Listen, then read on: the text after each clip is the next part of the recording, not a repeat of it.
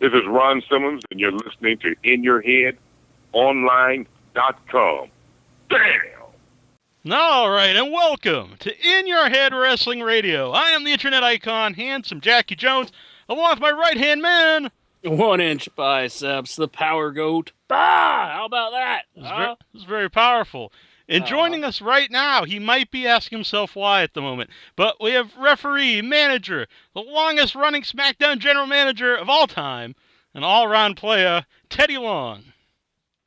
Hey, what's going on, players? Yeah, you're right. I am asking myself why. I'm talking to a guy named Jack and another guy with 1 inch biceps. How did I wind up on this radio show? Exactly. You must have did something right, Teddy, because you're at the right spot.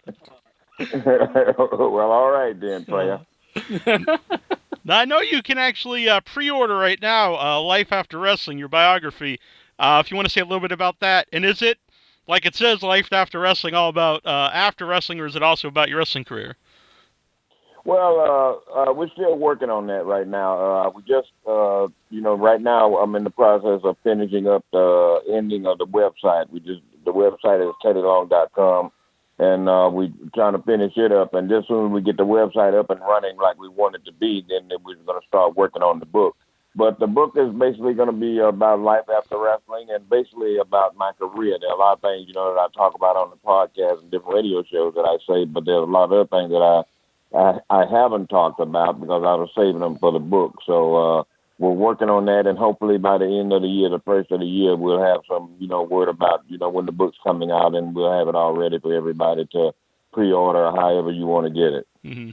You just mentioned, had such a long career in wrestling. You're still in wrestling.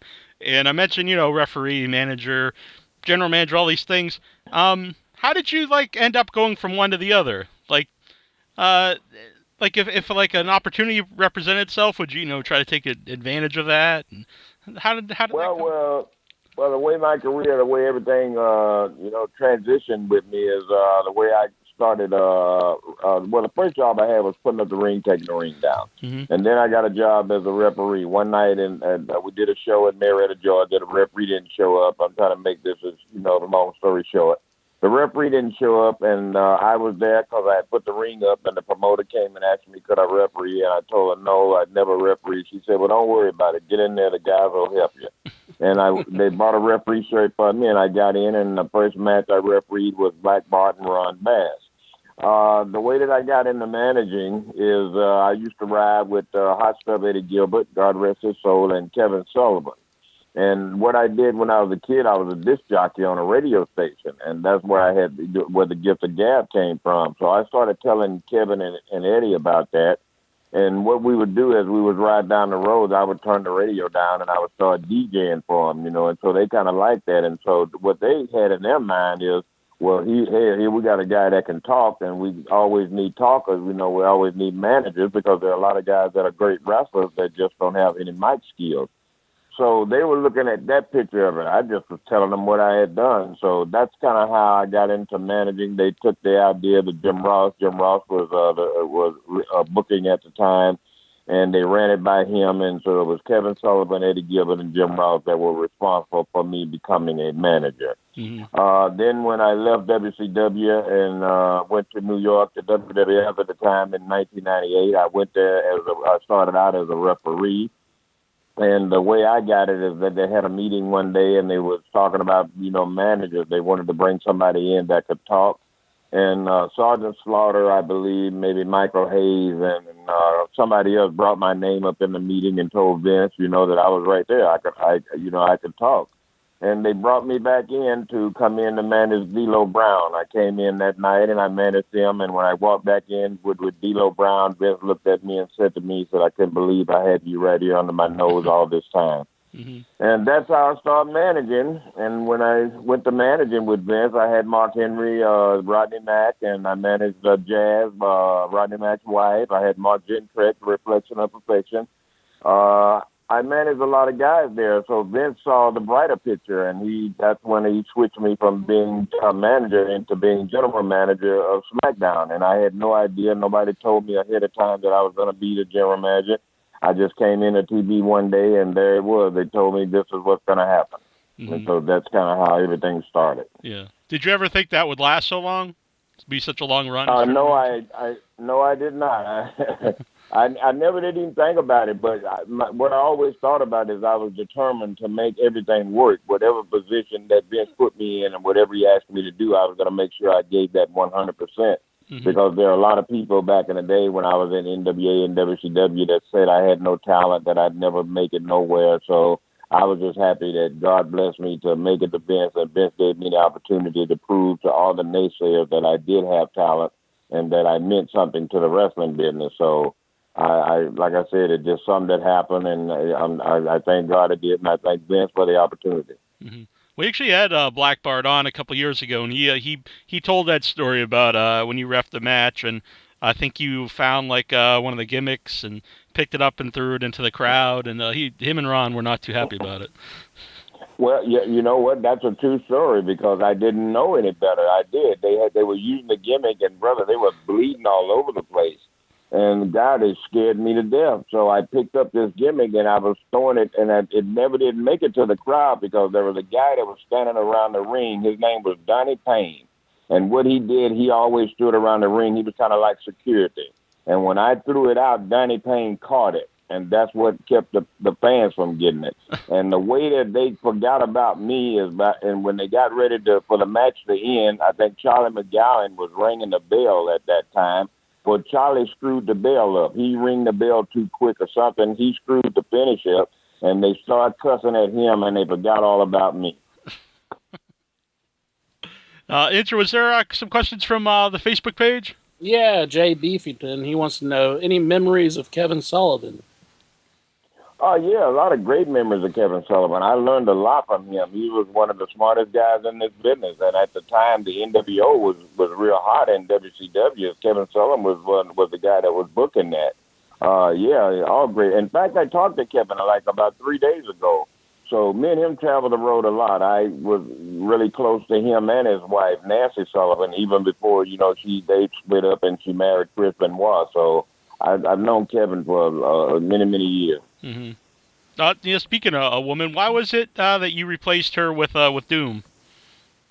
Well, that wasn't my call. I think that that was something that Jim Ross and the bookers wanted to do. It wasn't my call. I think they just wanted to put me with Doom and take the mask off of them because they found out I could talk, and they just felt like that I would fit right in with those guys. And whoever's idea that was good, what I mean, because it did work. Would you say that was the first people that you were with that you felt like you really clicked as a manager? Well, I would say so now. You know what I mean? Back then, man, when I got in those positions, I had no idea what I was doing. I had no idea what the manager's role was. Because back then, there was no writers. Nobody wrote nothing for you. When you got out and talked, they kind of told you, what the idea was, and you kind of made it up and, talked about it yourself. So, me clicking and being with a couple of guys and fitting right in, I had no idea that's exactly what I was doing. But as I stayed in the business longer, you learn. So, yeah, I would say that was the perfect team for me. Yeah, I was a huge fan of Doom at the time. That was just an awesome team. No, it's weird to think because if you see pictures and I remember watching you then, I couldn't imagine you being a likable person. You're just people were oh man, no one could ever like this guy. And then when you're the general manager, it's hard to think, oh, no one could ever hate Teddy Long. Which one is harder to do? Which one do you have to work more at to be hated or loved by the crowd? I don't have to work hard at either one of them because my character was basically when I was a babyface and general manager, my character was me. My words player, I started that on my own. That wasn't anything that the writers gave me. I started saying player on my own. A lot of the promos and stuff that I had that were written by Vince himself, I was pretty close to him. He wrote a lot of my stuff. But he was, he knew that he could trust me as a boy if I wanted to add something to the promo, that it wouldn't be nothing that would cause any problems. I wouldn't go out on TV and say something that would be the wrong thing to say. Right. So he pretty much gave me the authority, to kind of just say what I wanted to say if I wanted to add something to what had been written. So, like I said, when I was a heel, my role, my job is, I understand this. If I'm a bad guy, that's what I'm out there to do. If I'm a good guy, I'm out there to be a good guy. So it's not hard for me to be either one. Just tell me what you want. And because we teased that at one time, we did the thing with Undertaker where he kidnapped me and stuff, and where we were making it look like I was turning on the Undertaker and I was going to go with CM Punk. So we teased that. So I fit right in with that too. I could be good, bad, whatever you wanted me to do. I was just blessed with the talent. God gave it to me, and I was able to pull it off. Yeah. You mentioned, he would write your script, whatever, and then, but you could, mess with it. Was that something everyone would be able to do, or was it, like you said, just the people that they, they felt comfortable with, could do that? Well, no, everybody couldn't do that. It was just certain people that had that Vince felt comfortable with. That he knew I could be. He could trust me. This something I was wanting to ask was because I always found it humorous was in your office on SmackDown, you always had a picture of Martin Luther King and Vince McMahon on the wall, which always just make me smile that they were both like next to each other. Whose idea was that? Well, that was Vince's idea. Uh-huh. Yeah, he was a big fan of Dr. King, so I always said that Dr. King, paved the way, and Vince McMahon gave me the opportunity. Something else because when I watch a U-Shoot, I thought it was great by kayfabe commentaries, but there's a lot of talk about Viagra in the and what particular? Yeah, go on.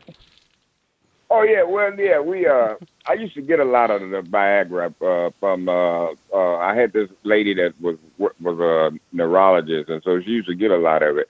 So she used to give it to me. So I started selling it. I was selling Viagra to the boys, and so God, it was a big seller. You tell me what man that don't want his Johnson to be hard all the time. So So they found out that I was doing that, so they took me to wrestler's court, and Undertaker was the judge, and they took me to court for selling Viagra to the boys. And I lost the case because I had a lawyer, and I couldn't get a lawyer until the last minute. And the lawyer that I got was, God rest her soul, was Mae Young, and so I lost big time with Mae Young. So other than that, that's the Viagra story.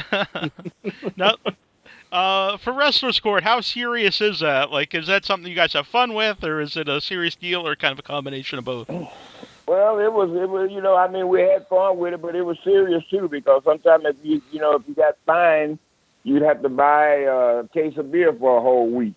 Something like that, or you'd have to clean up around the locker rooms and do different little stuff. So, it was serious, and plus it was, funny at the same time. Yeah. I highly recommend that. Also, I thought it was very funny that you mentioned Big Vis would just take it and sit around the locker room, which just was it was a very funny visual in my head. Well, Big Vis, yeah, he's one of my biggest customers. Literally, yeah. Inchman, another question from the Facebook. Piper McGee, he wants to know, what was his favorite role in what era? Well, I tell you, I enjoyed every role that I was in, but I guess the favorite one would be the general manager role, where I had a chance to explore, a lot more of my talent. So I would say the general manager role, that was my favorite role. Mm-hmm. Okay.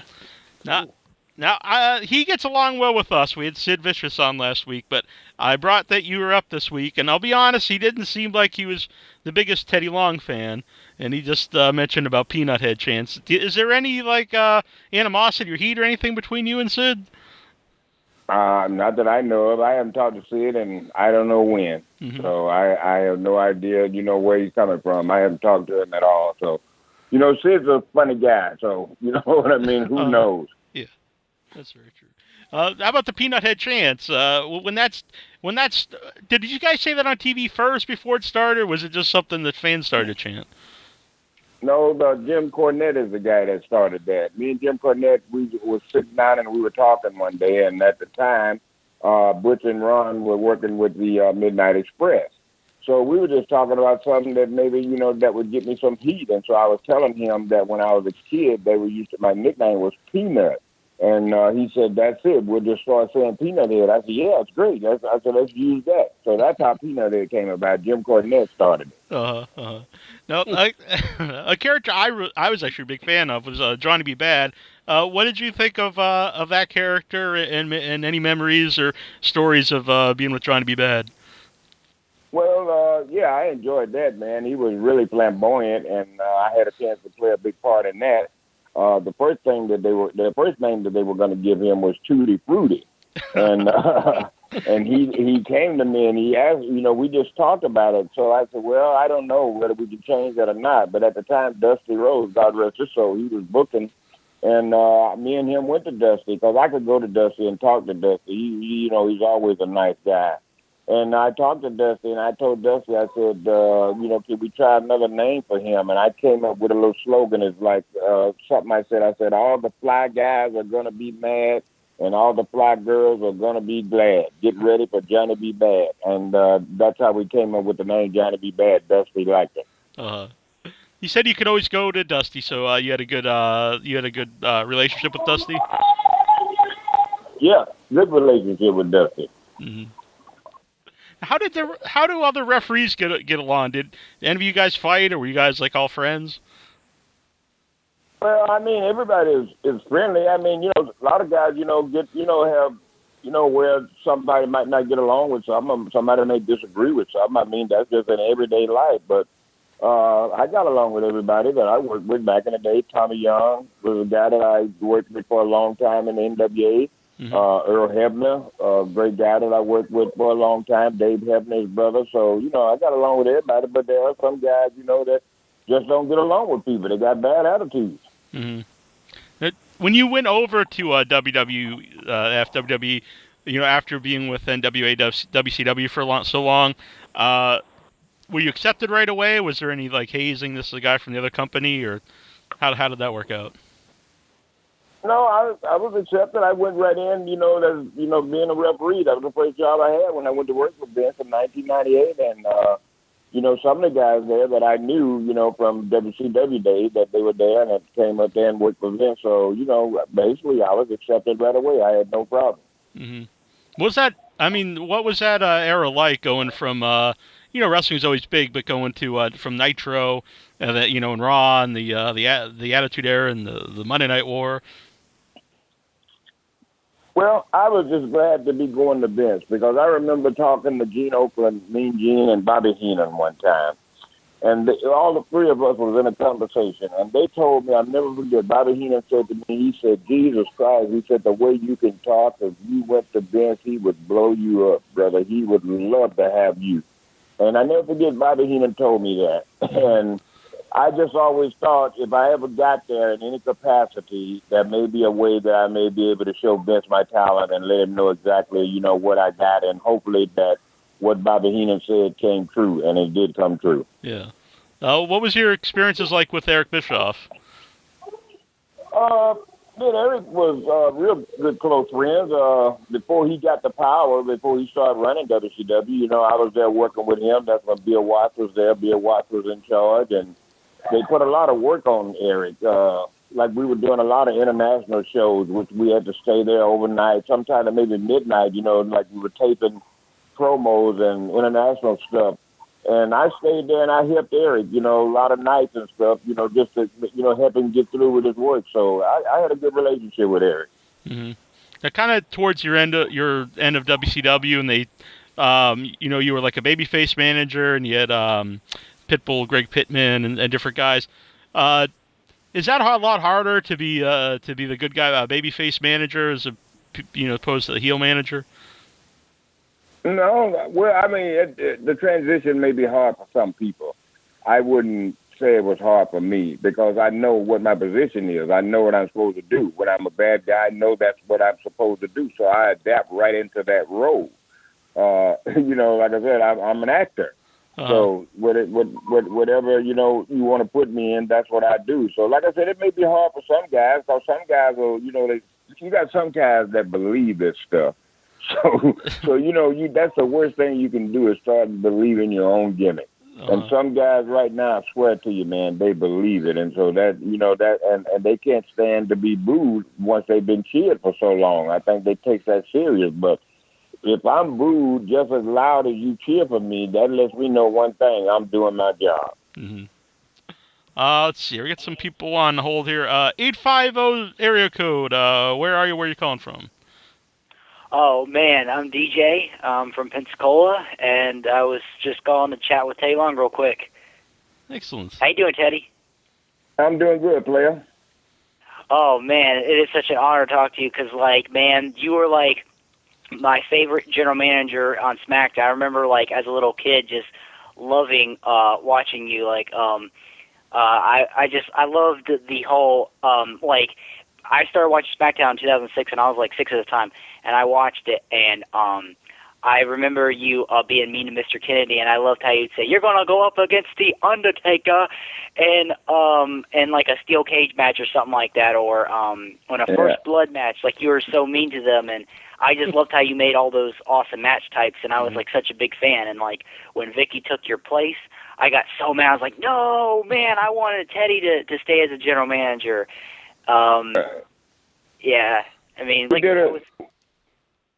did a couple of things there too, but where Vicky did take over, and then I came back and took it back, so people were real happy with that. But like I said, I appreciate that, man. I thank all the fans for a lot of support, and I got a lot of support from a lot of people. And player, I know that you're one of them, and I just want to thank you very much. You're welcome. Oh yeah, by the way, my dad said that he said holla play, and he thinks you dress really nice. You dress really sharp. Well, it's what I do, player. all right, Teddy, man. All right, tell your dad I said hello too. Tell him I said holla back at you. All right, man. Thanks. Keep making tag team matches, player. I will, player. Thanks for calling, DJ. Bye, Jay. See here. We got David on the line. Hey, Neil. I just want to say hello for being able to call in. It's pretty rare that I get to. Thanks. But, yeah, I have a question for Teddy Long. Teddy, for how long you been in the industry, from being a referee to a manager to a general, manager of a show, what type of in-ring work do you enjoy personally as a fan? I feel that's something you never really covered on any interview. And I just was wondering to know. Well, when you say in-ring work, what do you mean by in-ring work? I mean, what kind of wrestling gets you lost in a match? Is it like a brawl or a hardcore match, or just to? Okay. Well, I kind of, I really, I'm a big fan of the hardcore matches. I really like them. You know what I mean? Because I think there's a lot of realness to the hardcore matches. Because some in the hardcore matches, there's some things that you can't pull. So hardcore matches would really be my favorite. I'm really a big fan of those. Oh, thanks, David. Not a problem. Yeah, no problem. I was just gonna follow up on that. Would be us. Who would you consider some of the best guys in the hardcore style? Well, I liked Hardcore Holly. God rest his soul. He was very good at that. A lot of the ECW guys were good at that. Sandman was great. Bob Holly was good with the hardcore matches, but Hardcore Holly, I think, was the best. Mm-hmm. Speaking of ECW, did you know Paul E from working in WCW, and was there ever any chance of you going to ECW? No, I knew Paul E. I worked with him back in the day too when we were in NWA, but when he was running ECW, no, I never even talked to him about that. Mm-hmm. But you liked the show? I didn't hear you. But you watched the show. You liked ECW, the product. Oh yeah, I watched ECW. Yeah. Mm-hmm. You still watch wrestling now? Yeah, I watch it now. Well, I do a podcast show with the Gurick podcast, and I'm a part of that show, and so I always watch it now. So in case when we're doing the podcast, in case people want to talk to me about Raw or SmackDown, I'm able to talk about it. Well, who are some of your favorite guys currently? Well, right now I see a lot of potential in Seth Rollins. I'll certainly be glad if he comes back to work. I think he'll be real good for him. I like Roman. Roman is trying real hard. I think what's taking him so long is sometimes, a lot of guys, they just don't get it. It takes a while, and I think Roman is one of those guys, but he's a great, great worker, got a great look, and I think it's just going to be a matter of time, and Roman's going to be all right. But I like him. I like Dean Ambrose. Big fan of the New Day. I like them. I just I am think as well. I think they would if ever they want to break them up, I think Big E would be the guy that they would need to single out and put him on his own. Because I think with Mark Henry probably, thinking about retiring right now, I think Big E would be certainly the guy to put right in that spot. Mm-hmm. Yeah, I personally like to see them stay together and have one of them as like the single star of the group. Kind of like a Horseman with Flair or NW with Hogan. Not necessarily have them split up, but just have one guy be like the single star. Right. Well, like I said, in my opinion, I just like to see Big E on his own. Definitely the groups helped him. All three of the guys, because for me, it's a lot of times the most entertaining thing on the show. Right. It's good times. Now, let everybody know, our website is teddylongwrestling.com, and you mentioned a podcast. How can people find that? What did you say about the podcast? Where can people find that? Where can people find your podcast? The podcast, they can go to the website, teddylong.com, and they can follow me on my Twitter. The Twitter is @TeddyPlayAlong, and on the Twitter, you'll see the Gurrick podcast.net, and that's where they can find the Gurrick podcast. Excellent. Well, loved having you on, and I'd love to have you back sometime. And continued success, as easier thought than said, on the podcast and everything you got going on. Well, I really appreciate that, man, and thank you guys for taking time to, give me a little bit of airtime and to talk on your program and kind of let the people know where I am so people will know that Teddy Long is still out there hanging around, thugging and bugging. And, Dan, once again, thank you guys for having me. Excellent. Thanks. We will be right back. Hi, this is Sid Vicious. You're listening to InYourHead.com.